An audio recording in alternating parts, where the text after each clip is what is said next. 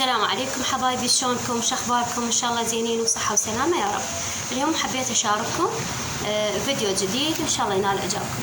عندي الهريسة او شوربة الماش بطريقة بسيطة وسهلة وان شاء الله تنال اعجابكم خطوة بخطوة انا وياكم وبركة الصلاة على محمد وآل محمد.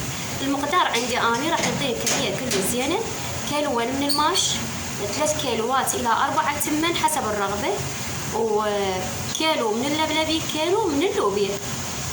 وهنا عندي حمست كيلو من البصل وياه العظم بلحم ويا الشحم، مقدار 3 كيلوات تقريبا. حمست اللحم والعظم والشحم بالبداية ويا الزيت، لما ذبلوا وتغير لونهم ضفت لهم البصل. راح احمسهم حمس زين لحد ما يشقر عندي البصل ويتحمص.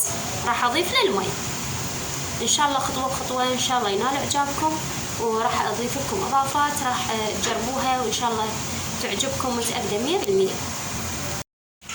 هسه بنات بعد ما حمس عندي البصل وصار اشقر راح اضيف المي راح اضيف تقريبا نص الجدريه كلش كافي.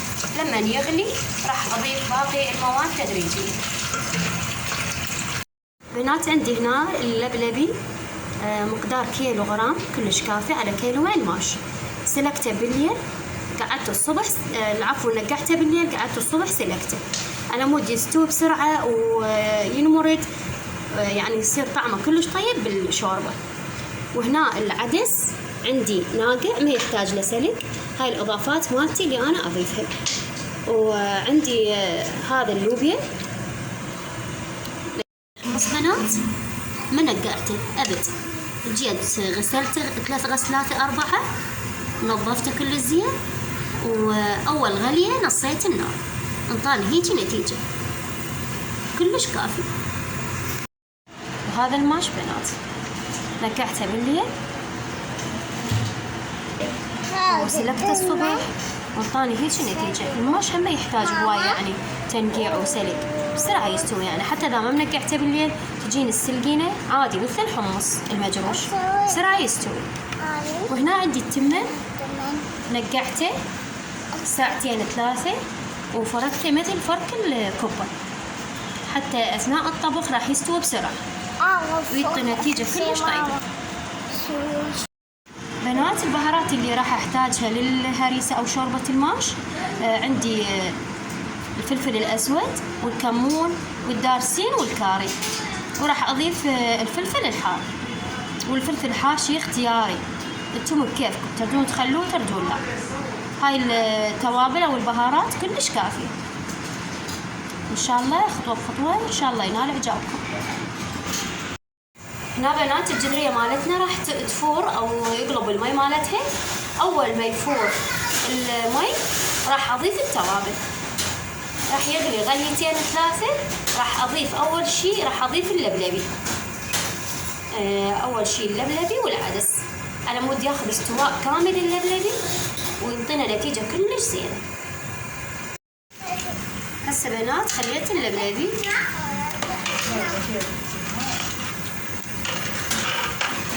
وخلينا التوابل.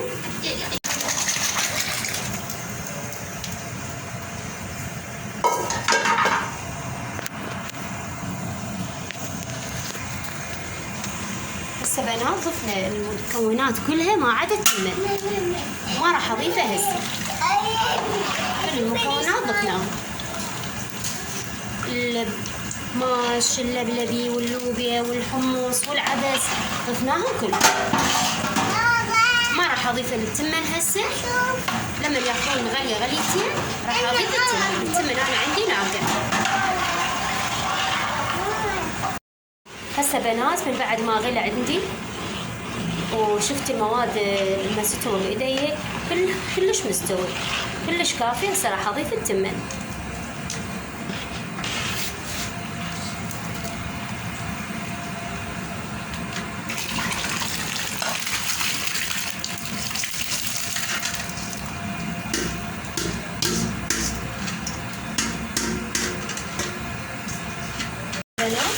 راح اضيف الشعرية مقدار نص كيلو كلش كافي، تنطي طعم وتنطفي خل الهريسة.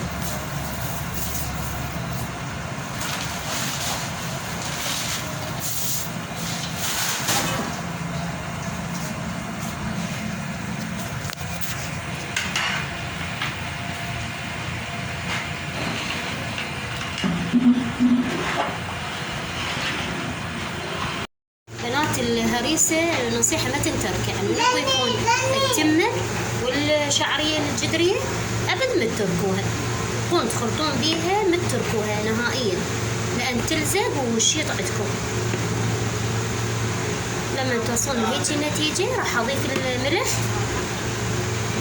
كمية زينة من الملح وأبوقه وأطفي النار. راح أنتظر شوية لحد ما تطلع عندي فقاعات بالجدرية، معناتها استوت كل المواد. وإن شاء الله أجرنا وأجركم على الحسين سيدي ومولاي أبو عبد الله. بنات لما وصلنا لهيجي مرحلة طلعت عندنا هيجي فقاعات، معناتها استوت الهريسة مالتنا أو الشوربة كلش كافي. بنات ضفت ماجي، والماجي الكمية حسب رغبتكم، 5 بواكيت أو 10 لأن جدريتنا كلش كبيرة، تنطي طعم كلش طيب. وسهل لو سألتكم إن شاء الله بألف عافية.